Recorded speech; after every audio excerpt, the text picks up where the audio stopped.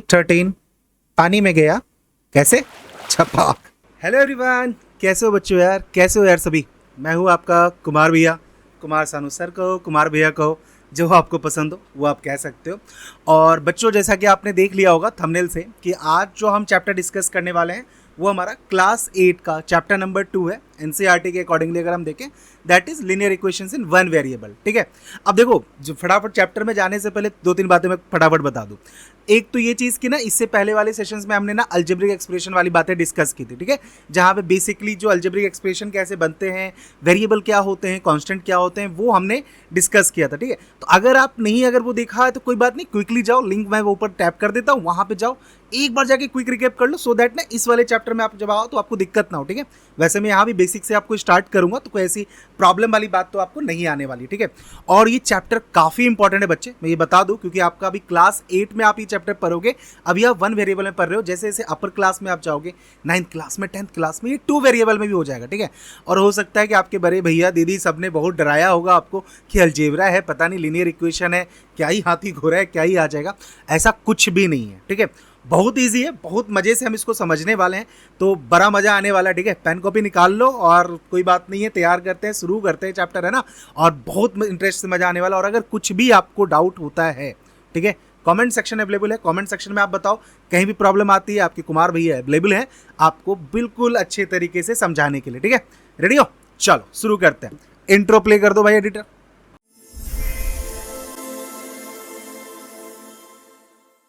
Okay बच्चों, देखो, अब हमारा चैप्टर है linear equation in one variable. ठीक है, और हमेशा की प्रथा की तरह, हमेशा के रिचुअल्स की तरह, आपको पता है क्या करना है।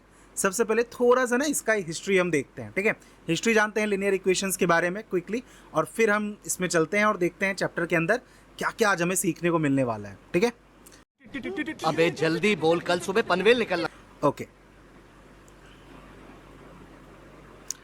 देखो, अगर हम इतिहास के बारे में बात करें, लीनियर इक्वेशंस के बारे में, तो यहाँ पे नाम आता है एक बहुत ही पॉपुलर ग्रीक मैथमेटिशियन रहे हैं जिनका नाम है लियोनार्ड यूलर। ठीक है, जिसको कई बार हम यूक्लिड के नाम से भी, आप ना अभी जैसे जैसे आप आगे बढ़ोगे 9th क्लास में आप देखोगे यूक्लिड ज्योमेट्री वगैरह वहाँ आनी शुरू हो जाएगी। ठीक है, तो आप फैमिलियर हो जाओगे इनके नाम से। अब भैया ये जो महान ग्रीक मैथमेटिशियन है, ठीक है, तो इन्होंने भैया क्या किया, लीनियर इक्वेशन को स्टडी करी, और लीनियर इक्वेशन को ने स्टडी करी ज्योमेट्री के अंदर। ठीक है, अब अभी आपको ना थोड़ा थोड़ा समझ में नहीं आ रहा होगा बच्चों, ठीक है, कि भैया ये क्या ज्योमेट्री के अंदर लीनियर इक्वेशन आ गया। ठीक है, बट मैं आपको बता दूं कि because of his this discovery, ठीक है, इनकी इस स्टडी के वजह से, इनके इस एफर्ट के वजह से आज के टाइम में बहुत सारे ऐसे कॉम्प्लिकेटेड आपके इक्वेशंस है, बहुत जगहों पे ऐसा हमें ज़रूरत पड़ जाती है एप्लीकेशंस की, जहाँ पे हम इनके बनाए गए इन लीनियर इक्वेशंस को यूज़ करते हैं उन प्रॉब्लम को सॉल्व करने के लिए। ठीक है, तो आप जैसे जैसे हायर क्लास में आप आगे बढ़ोगे, 11th 12th में आप जाओगे ना, तब आप देखोगे 11th 12th के 9th 10th में ही आपको ना लीनियर इक्वेशंस की एप्लीकेशंस पे सवाल देखने को मिल जाएंगे। ठीक है, बेसिकली जिन्हें हम वर्ड प्रॉब्लम्स कहते हैं। ओके, जहाँ पे बेसिकली हमें क्या होता है, कोई रियल लाइफ सिचुएशन वो बता देते हैं, और फिर उस रियल लाइफ सिचुएशन में कोई मिसिंग वैल्यूज़ होती है, उसको हमें फाइंड आउट करना होता है, तो वहाँ पे हम लीनियर इक्वेशन का इस्तेमाल करते हैं। ठीक है, विद द टॉपिक जैसे जैसे हम आगे बढ़ेंगे वो हम सीखते हुए चलेंगे। ठीक है, तो एकदम मैंने कहा घबराना नहीं है। ठीक है, पहली बार आपका अलजेब्रा से सामना हो रहा है, एंजॉय करो, टॉपिक बहुत इंटरेस्टिंग है। ठीक है, अच्छा चलो, अब देखो, सबसे पहला सवाल आता है कि भैया ये लीनियर इक्वेशन किस चिड़िया का नाम है क्या ये लीनियर इक्वेशन। ठीक है, तो देखो एक सेकेंड, हमने ना अलजेब्रिक एक्सप्रेशन में ना चीज़ें सीखी थी बेसिकली। ठीक है, क्या सीखा था हमने अलजेब्रिक एक्सप्रेशन में, तो जो अलजेब्रा की जो इक्वेशन होती है वो बेसिकली कॉम्बिनेशन होती है वेरिएबल और कांस्टेंट की। ठीक है, फॉर एग्जांपल के लिए मैं यहाँ पे एक इक्वेशंस लिखता हूँ, जैसे कि आपका x + 4 = 9। Okay, let's suppose we have an equations. ठीक है, तो यहाँ पे जो ये x है ये क्या है, बताओ फटाफट। हाँ सही, जिन्होंने वेरिएबल गेस किया बिल्कुल सही। ठीक है, ये वेरिएबल है। ओके, और जो ये हमारा 4 है वो क्या है, ये हमारा कांस्टेंट है। 4 भी कांस्टेंट है, 9 भी कांस्टेंट है, क्योंकि ये नंबर है, और कांस्टेंट का मतलब क्या होता है, समथिंग विच इज़ फिक्स्ड। ठीक है, जो फिक्स्ड है वो कांस्टेंट है, तो नंबर फिक्स्ड होते हैं। 4 और 9 नंबर है वो फिक्स्ड है, वो पता है, तो वो कांस्टेंट है, वो चेंज नहीं होगा। लेकिन जो यहाँ पे x है हमारा वो क्या है, वेरिएबल है, क्योंकि x जो है वो वैरी करेगा। यानी अभी हमें x के बारे में पता नहीं है कि x की वैल्यू क्या क्या हो सकती है, तो इसलिए इसको हम वेरिएबल कहते हैं और यही चीज़ हमें फाइंड आउट करनी होती है। ठीक है, तो ये हमने अलजेब्रिक एक्सप्रेशन में सीखा था प्रीवियस वाले क्लास में। लेकिन अब सवाल आता है यहाँ पे कि यह लीनियर इक्वेशन फिर क्या हो गया, ऐसे तो बहुत सारी इक्वेशन बन सकती है। तो चलो क्विकली बताता हूँ मैं लीनियर इक्वेशंस को समझने का और पहचानने का तरीका। ठीक है, यहाँ पे मैं कुछ एग्जांपल लिख रहा हूँ इक्वेशंस की और फिर उससे हम समझेंगे कि what is linear equation. Okay, और चैप्टर अभी हमारा वन वेरिएबल में है, तो मैं सिर्फ कोई एक ही वेरिएबल यूज़ करता हुआ दिखूंगा, है ना, चाहे वो एक्स हो सकता है, वाई, ए बी सी, ऐसी कोई वो नहीं है, लिमिटेशंस नहीं है कि आप एक्स और वाई ही यूज़ करो। ठीक है, वो तो बस बन गया है शुरुआत से बुक में, एक्स और वाई दिखता है तो एक्स और वाई, आप कोई भी अल्फ़ाबेट यूज़ कर सकते हैं बच्चे। ठीक है, उससे परेशान नहीं होना है कि एक्स और वाई में ही इक्वेशन होती है क्या, ऐसा कोई लॉजिक है नहीं, इसका कोई लॉजिक नहीं है।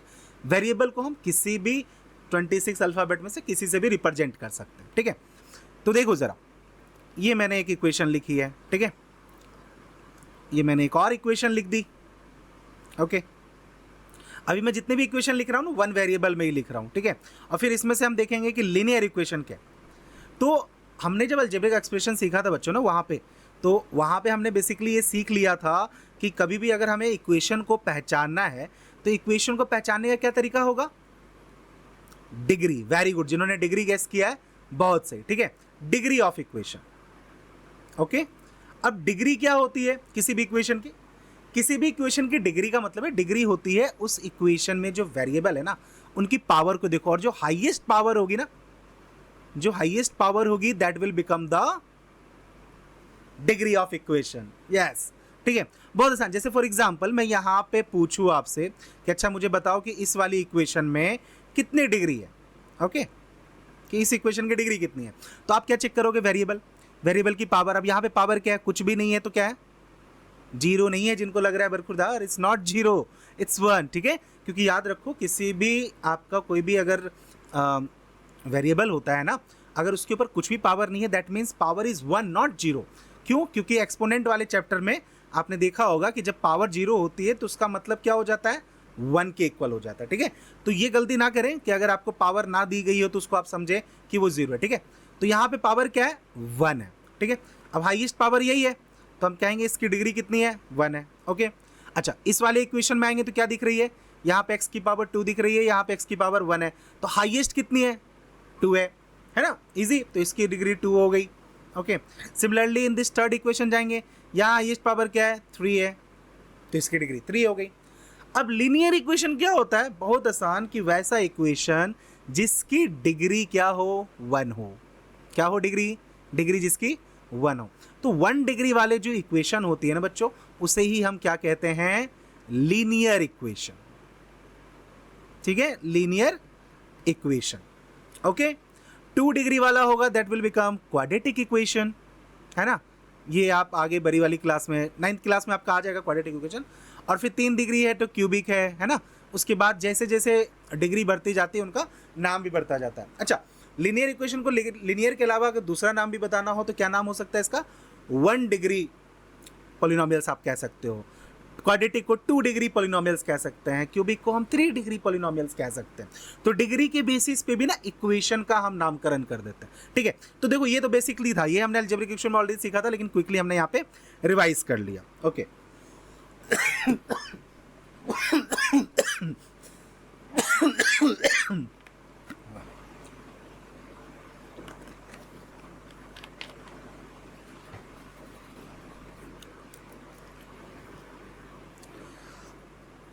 अब हमारा यहां पे आएगा बच्चों कि लीनियर इक्वेशन को सॉल्व कैसे करते हैं। ठीक है, चलो आगे बढ़ने से पहले ना मैं आपको एक छोटा सा टेस्ट ले लो, प्रोग्रेस चेक करें हम लोग थोड़ा सा।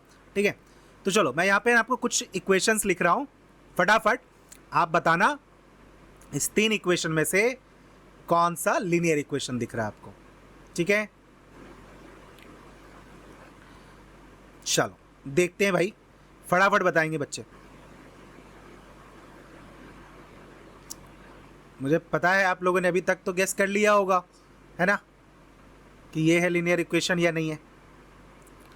चलो क्विकली बताओ कमेंट सेक्शन में क्या लग रहा है, ए बी सी में से लीनियर इक्वेशन कौन सा है। ठीक है, ओके, चलो आपका टाइम होता है अब। ठीक है, बहुत छोटा सवाल था। जिन्होंने ए गेस किया है, congratulation, you are right. Okay, A is the linear equation. Okay, A हमारा लीनियर इक्वेशन है। अभी आ रहा हूँ मैं इस पे, क्योंकि यहाँ पे किसी किसी को लग रहा होगा बच्चों को कि भैया आपने तो एक्स एक्स बोला था, यहाँ पे आपने वाई डाल दिया।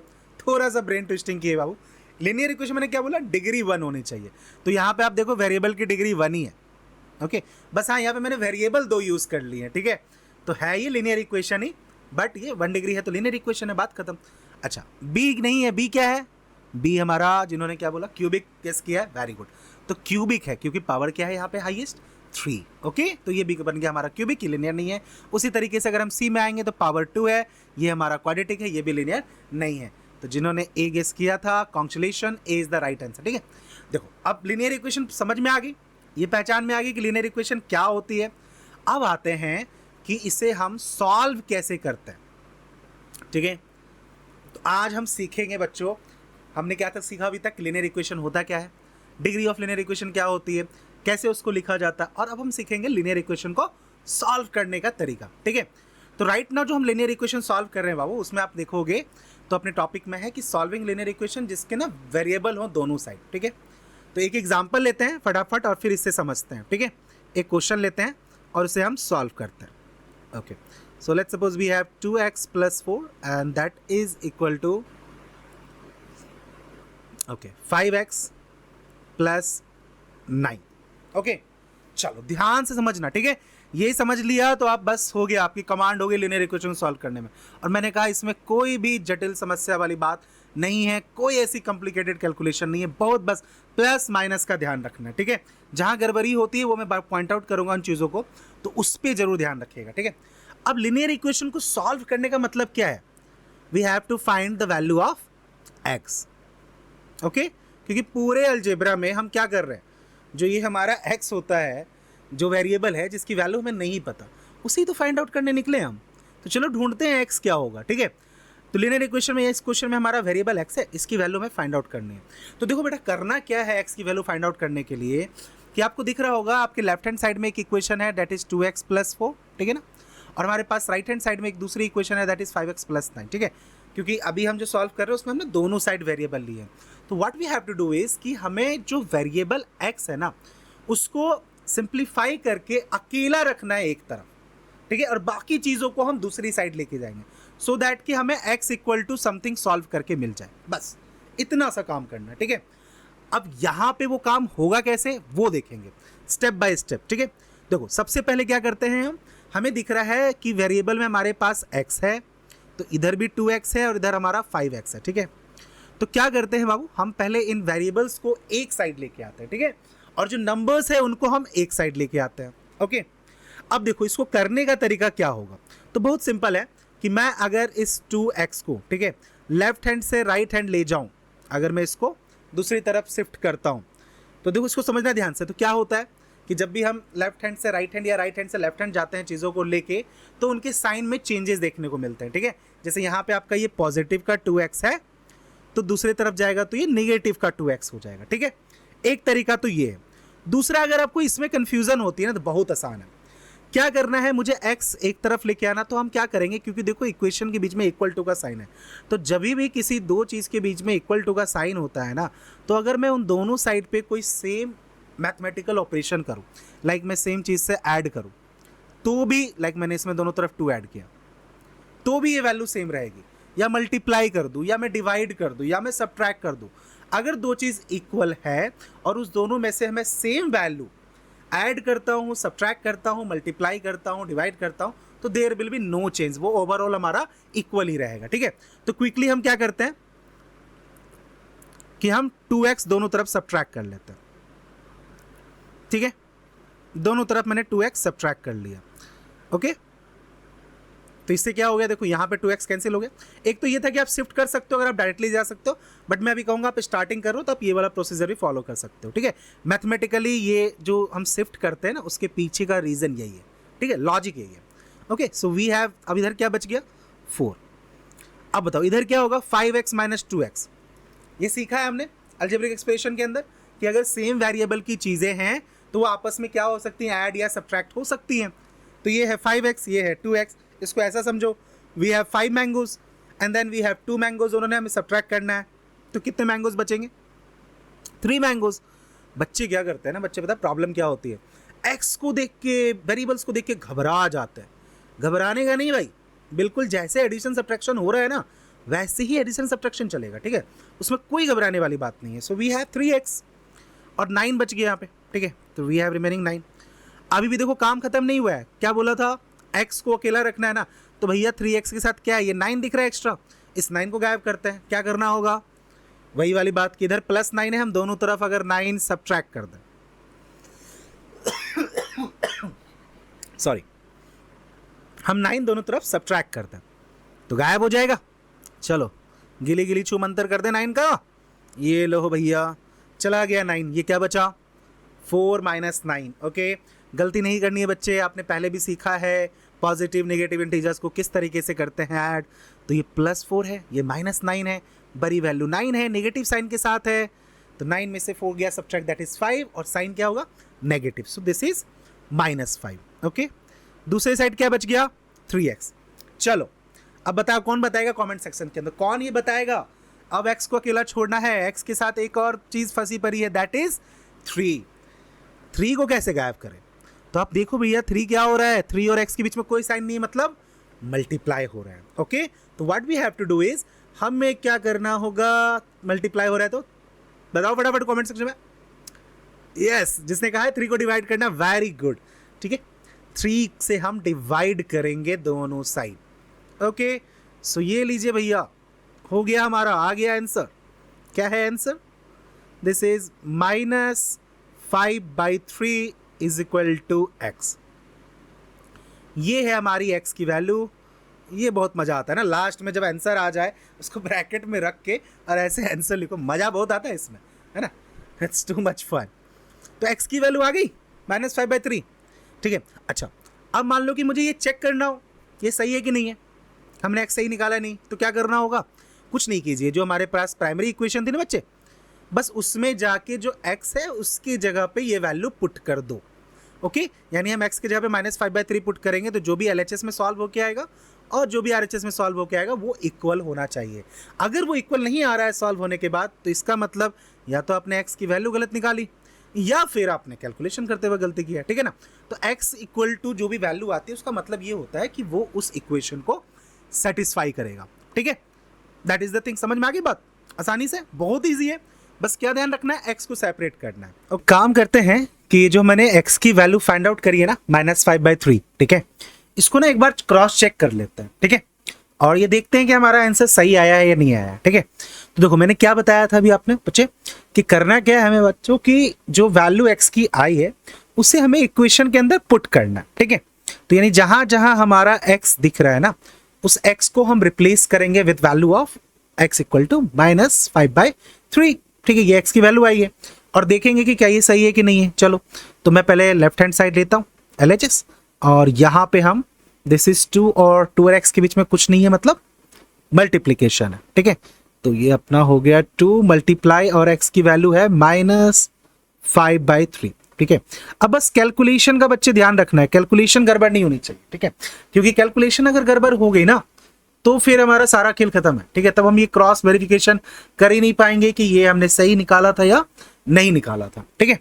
तो अब बेसिक कैलकुलेशन है, चलिए यहाँ पे देखो डिनोमिनेटर में कुछ नहीं तो क्या है, 1 है, और न्यूमरेटर में हमारा 2 मल्टीप्लाई -5 है, so it will be become -10, और डिनोमिनेटर में क्या हो जाएगा हमारे पास, 3 × 1 3 हो जाएगा, ठीक है, प्लस फिर हमारे पास यहाँ पे 4 है। ओके, अब यहाँ पे भी कुछ नहीं है तो 1 है। Okay, now we can say that कि ये हमारा क्या है, फ्रैक्शन है, 2 फ्रैक्शन है, एक नेगेटिव और एक पॉजिटिव है, और इनको हमें ऐड करना है। फ्रैक्शन ऐड करना आपने सीख रखा है, क्या करना है, एलसीएम ले लेना है, ठीक है ना। एलसीएम कितना होगा, 3 और 1 का एलसीएम हम लेंगे तो बच्चों कितना आएगा, 3 आएगा, वेरी गुड, ठीक है। और राइट नाउ यहाँ पे क्या हो जाएगा हमारा न्यूमरेटर में, तो 3 से डिवाइड होगा, 1 आएगा, 1 को हम -10 से मल्टीप्लाई करेंगे, दैट विल बी -10, ठीक है। एक तो ये तरीका भी है, देखो फ्रैक्शन एडिशन में भी दिक्कत अगर किसी को होती है ना, तो फ्रैक्शन वाले पार्ट में हमने इसको कवर किया था। ये तरीका भी है कि आप एलसीएम लेके सॉल्व करते हो, या फिर हम क्या करते हैं कि डिनोमिनेटर को सेम कर देते हैं, ठीक है। अगर आपको इसमें प्रॉब्लम आ रही है तो चलो इसको हम दूसरे तरीके से सॉल्व करते हैं, कोई बात नहीं। हम क्या करते हैं, डिनोमिनेटर को सेम करते हैं। तो सेम करने के लिए मैं क्या करता हूँ, ये 3 है ना, इस वाले डिनोमिनेटर को 3 बनाने के लिए मैं इसे इस फ्रैक्शन में 3 से मल्टीप्लाई एंड डिवाइड करूंगा। ओके, क्योंकि फ्रैक्शन में सेम वैल्यू से मल्टीप्लाई डिवाइड करने पे ओवरऑल फ्रैक्शन हमारा सेम रहता है। तो देखो ये हमारा हो गया -10/3 पॉजिटिव, देन 4 इंटू 3 करेंगे कितना हो जाएगा 12 क्विकली, एंड देन डिनोमिनेटर में 3 इंटू 1 हमारा 3 आएगा। तो अब हमारा देखो क्या हो गया, डिनोमिनेटर सेम हो गया। अब डिनोमिनेटर सेम हो गया तो ये काफी आसान हो जाता है बच्चों के लिए, ठीक है। बट ये ध्यान रखिएगा, डिनोमिनेटर सेम करने के लिए सेम वैल्यू से ही आपको क्या करना है, न्यूमरेटर और डिनोमिनेटर में मल्टीप्लाई करना है, ठीक है, और फिर उसको चेंज करना। ये नहीं कि आप अलग अलग वैल्यू लेके करने लग जाओ तो फिर वो गलत हो जाएगा, ठीक है। चलिए अब यहां पे हमारा ये वैल्यू आ गई 3 डिनोमिनेटर में, है ना, और ऊपर क्या आ गया हमारे पास, ये आ गया -10 और ये आ गया हमारे पास प्लस का 12, ठीक है। सिंप्लीफाई करने पे क्या होगा, -10 -10 +12 कंबाइन करेंगे तो हमें +2 मिल जाएगा, ठीक है, and then we will have denominator में 3। तो हमने जब x की वैल्यू जो -5/3 थी वो जब हमने लेफ्ट हैंड साइड पुट करके सिंप्लीफाई किया तो क्या आ रहा है 2/3। अब इसका मतलब कि अगर हमारा x का सॉल्यूशन हमने सही निकाला है तो दैट मीन्स कि अब जब हम इस सेम वैल्यू को राइट हैंड साइड अगर हम पुट करते हैं, यानी 5x + 9 में जब इसको हम पुट करके देखेंगे तो वहां भी सिंप्लीफाई होकर क्या आना चाहिए 2/3 आना चाहिए, ठीक है। अभी इस स्टेज पे 8 क्लास में आपका क्रॉस वेरिफिकेशन नहीं आता, बट आगे आप चलोगे ना अगली अपर क्लासेस के अंदर तो वहां पे आपका कई बार वो क्रॉस वेरिफिकेशन करने बोल देते हैं, तो क्रॉस वेरिफिकेशन करना भी आपको आना चाहिए। और ये तो मैं इसलिए बता रहा हूं कि अभी आपकी ना कमांड अच्छे से हो जाए और आपको पता चल जाए कि ओके कि अच्छा मैं सही सॉल्व कर रहा हूं, मैं सही सॉल्व कर रही हूं या नहीं कर रही हूं, ठीक है। चलो क्लियर है यहां तक, आइए चलो भैया पुट करते हैं जरा RHS में हम x = -5/3, ठीक है, और देखते हैं कि सॉल्यूशन सही निकाला था या नहीं, ठीक है। चलो तो ये हमारा है 5, देन फिर हमारा ये है x, तो ये हमने मल्टीप्लाई किया और x की जगह पे हमने पुट किया that is -5/3, okay, then we have +9। बिल्कुल जैसे हमने सिंप्लीफाई किया है लेफ्ट हैंड वाली साइड को वैसे ही इसको सिंप्लीफाई हम करते हुए चलेंगे। यहां पे कुछ नहीं है तो 1 है ना, 5 × -5 gives -25, okay, then in denominator we have 1 × 3 which is 3 and then we have +9, okay, और यहां कुछ नहीं है तो क्या है 1 है। अगेन सेम थिंग, आइदर हम इन दोनों फ्रैक्शन को ऐड करने के लिए क्या कर सकते हैं, एलसीएम वाला रूल फॉलो कर ले, या फिर हम डिनोमिनेटर सेम करते हैं। चलो डिनोमिनेटर सेम करते हैं तो क्या करना होगा, यहाँ पे 1 है, इसको 3 बनाना आसान है, ठीक है, और ये हमने 3 से मल्टीप्लाई किया। अच्छा यहाँ पे किसी के मन में क्वेश्चन आ सकता है कि भैया आप ना यहीं पे क्यों इसको 3 से मल्टीप्लाई कर रहे हो, आप इसको भी तो 1 बना सकते हो। बना सकते हैं बच्चे, बिल्कुल सही कहा आपने, हम उस 3 को भी 1 में कन्वर्ट कर सकते हैं, बट अगर मैं 3 को 1 में कन्वर्ट करने चलूंगा तो क्या करना पड़ेगा, 3 से डिवाइड करना पड़ेगा, तो दैट्स बिकम कॉम्प्लिकेटेड, क्योंकि फिर मुझे 3 से डिवाइड ऊपर भी करना पड़ेगा, न्यूमरेटर में भी और डिनोमिनेटर में भी। तो ये सिलेक्शन ना कि कहां पे हमें मल्टीप्लाई करना, वो हम वही देखते हैं कि जिससे हमारी कैलकुलेशन इतनी कॉम्प्लिकेटेड ना हो जाए, जिससे कि हमें ही प्रॉब्लम आ जाए उसको सॉल्व करने में, ठीक है। तो बस इतना सा हमें ध्यान रखना होता है। चलो तो ये हमारा आ गया -25/3 और ये हो गया +9 × 3 27 and then we have 3। Now it's easy कि यहाँ पे हमारा डिनोमिनेटर 3 है, then we have -25 + 27 and we can see this कि हमारी वैल्यू क्या आई है 2/3 आई है। तो हमारा यहाँ पे LHS RHS दोनों क्या आया, इक्वल आया। दैट मीन्स कि हमने जो ये वैल्यू फाइंड आउट करी थी x की बच्चे विच इज -5/3, वो हमने सही फाइंड आउट किया, ठीक है। तो ये हमारा क्रॉस वेरिफिकेशन भी हो गया, आसानी से हमने क्रॉस वेरीफाई कर लिया, ठीक है। इसी तरीके से हम क्रॉस वेरीफाई, चलो एक क्वेश्चन हम और सॉल्व करते हैं, फिर हमारा ये टॉपिक हम आज क्लोज करेंगे, है ना। तो ये समझ में आ गया होगा आपको, आप आराम से ना, अब जो आपका मैंने कहा एनसीईआरटी का जो पहला एक्सरसाइज है आप आराम से इसे सॉल्व कर सकते हो, ठीक है।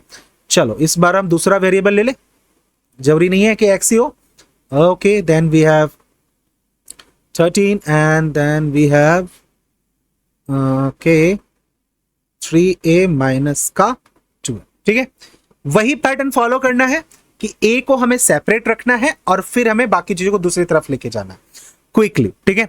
तो क्या करें भैया, यहाँ 4a है, यहाँ पे 3a है, ठीक है। इस 3a को गायब कर देते हैं, a को एक साइड लाना है, तो क्या करना होगा, दोनों तरफ हम 3a से सब्ट्रैक्ट कर देंगे, ठीक है। ये मैंने बताया कि जैसा आपको कंफर्टेबल लगता हो, अगर आपको लेफ्ट टू राइट ले जाना कंफर्टेबल लगता है तो आप वो भी ले जा सकते हो। बट मैंने कहा कई बच्चों के साथ प्रॉब्लम आती है इनिशियली कि जब वो लेफ्ट टू राइट या राइट टू लेफ्ट लेके जाते हैं ना, तो साइन में वो प्रॉब्लम कर देते हैं, साइन मिस हो जाता है। तो इसीलिए मैं कहता हूँ प्रिकॉशंस के लिए शुरुआत में आप ये वाला अगर पैटर्न यूज करते हो सॉल्व करने के लिए ये तरीका, तो वो ज़्यादा कन्वीनियंट है। ठीक है, बाकी आपके ऊपर है जैसे आपको सही लगे। तो ये हमारा 3a कैंसिल आउट हो गया, 4a माइनस 3a क्या देगा हमें, a। चलो अब a हमारा एक तरफ आ गया, a प्लस 13। बहुत बच्चों ने तभी तक सॉल्व भी कर लिया होगा, मैं जान रहा हूँ, है ना। अब तो क्विकली समझ में आ गया ना। अब क्या करना है, a को अकेला रखना है। क्या करना होगा, a के साथ एक्स्ट्रा क्या दिख रहा है, 13 दिख रहा है, तो भैया इस 13 को करें गायब।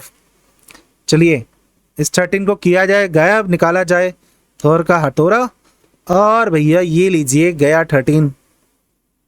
एक 13 पानी में गया, कैसे, छपाक।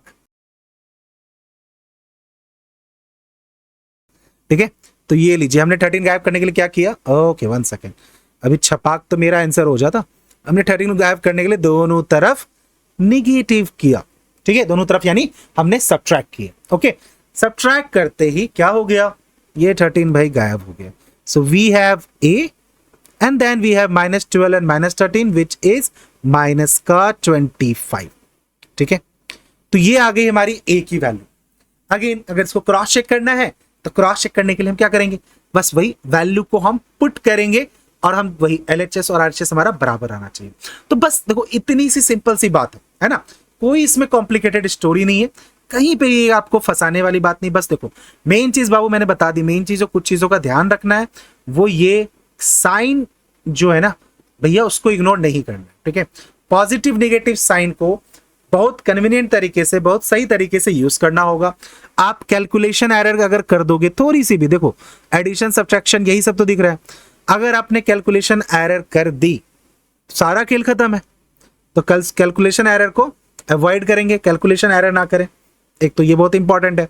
ठीक है, साइन कन्वेंशन का ध्यान रखें, बाकी वही बेसिक आपका फ्रैक्शन का एडिशन सब्ट्रैक्शन है यही है। ठीक है, अभी तो देखो आपने ये सीख लिया, मैंने कहा 1 वेरिएबल में, 2 वेरिएबल में आ जाएगा आपका अपर क्लास के अंदर, वहां पे हम देखेंगे फिर 2 वेरिएबल में सॉल्व करने के ना अलग अलग तरीके हो जाते हैं, मेथड अलग अलग होते हैं, सब्स्टिट्यूशन, एलिमिनेशन, क्रॉस मल्टीप्लीकेशन। ठीक है, वो आप अपर क्लास में देखो। तो अभी आप अपने को क्या करना है, यहां तक हमने सीखा है, आज हमारा काम होगा कि हम इसके क्वेश्चन प्रैक्टिस करें। बच्चे ये बहुत इंपॉर्टेंट है कि देखो मैथ्स में किसी भी सब्जेक्ट में ना सबसे इंपॉर्टेंट ये होता है कि क्वालिटी पे काम करो। अब क्वालिटी पे काम कैसे होगा, आपने एक दिन में एक टॉपिक सीखा, अब उस टॉपिक पे करनी है कमांड, तो ऐसी कमांड करनी है कि आगे चल के फिर हमें दोबारा उसको ना करना पड़े। क्या कीजिए, टॉपिक सीखा ना, go and solve as much question as you can on that similar day. जितनी ज्यादा क्वेश्चन से गुजरोगे, मैथ सीधा कहता है कि भैया मुझसे दोस्ती कर लो तो मैं आपके काम आ जाऊंगा, और दोस्ती करने का मतलब ज्यादा से ज्यादा मेरे साथ वक्त बिताइए, ज्यादा ज्यादा क्वेश्चन सॉल्व कीजिए। ठीक है, तो अब हम चलते हैं, अब हम आपको होमवर्क लेते हैं। एक क्वेश्चन मैं होमवर्क में दूंगा, फटाफट वो आप करके बताना, और जो समझ में नहीं आया बताना। ठीक है, और बस काम खत्म।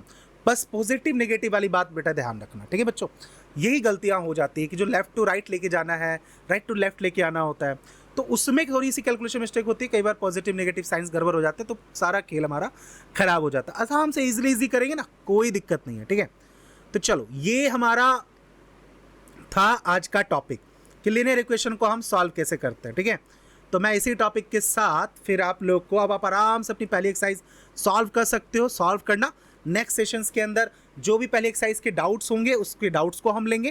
ठीक है, इसके अलावा भी कुछ भी नहीं समझ में आओ तो कमेंट करके बताना, बट अभी एक क्वेश्चन तो होमवर्क में लेके जाओ और इसका आंसर कमेंट सेक्शन में छोड़ना जरूर।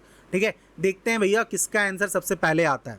ओके, चलो भाई लेट्स सी कौन करता है उसको जल्दी जल्दी सॉल्व। ठीक है, घबराना मत, बस बहुत आसान है, आसानी से बताओ इसका राइट आंसर कमेंट सेक्शन में बताओ, मैं देखूंगा, चेक करूंगा, और फिर जिनका आंसर सही होगा उनको मिलेगा मेरे तरफ से लाइक। ठीक है, एग्जैक्टली। चलो ठीक है, एंजॉय करो, ये पहला एक्सरसाइज आप आराम से सॉल्व कर सकते हो। और हाँ, यहाँ तक देखा है ना, तो वीडियो को लाइक किया करो यार, वीडियो को लाइक करो, चैनल को सब्सक्राइब करो, और ये बताओ कि मैथ्स का वो कौन सा टॉपिक है अगला जो मुझे पिक करना चाहिए। ठीक है, जिसमें आप प्रॉब्लम फेस कर रहे हो, और एग्ज़ाम आ रहे हैं तो एग्ज़ाम के हिसाब से बच्चों मन लगा के मेहनत करो। ठीक है, प्रैक्टिस करो, मैथ्स को एंजॉय करो, बहुत मज़ा आने वाला है आने वाले सेशंस के अंदर। अगले सेशंस के अंदर हम क्या करने वाले हैं, अभी तो हमने लीनियर इक्वेशंस को देखा कि वेरिएबल्स जो थे वो दोनों साइड थे, फिर हम लीनियर इक्वेशन को रिड्यूस करना सीखेंगे और फिर सीखेंगे हम कुछ बेसिक वर्ड प्रॉब्लम्स कैसे हम लीनियर इक्वेशंस से सॉल्व करते हैं, ठीक है। और मैंने बता दिया बेटा, ये चैप्टर सिर्फ ऐसा मत समझो कि 8th क्लास में है, ये 9th में भी आएगा 2 वेरिएबल के साथ, 10th में आ जाएगा, फिर इसके ग्राफ भी हम सीखेंगे। तो ये चैप्टर आपके साथ ना आगे जाने वाला है जब तक आप मैथ्स पढ़ते रहोगे, ठीक है। I hope you all enjoy the sessions. Thank you so much for joining. इसी के साथ कुमार भैया का सैल्यूट है आपको। तो पढ़ाई करते रहिए, तब तक के लिए goodbye, take care and जय हिंद।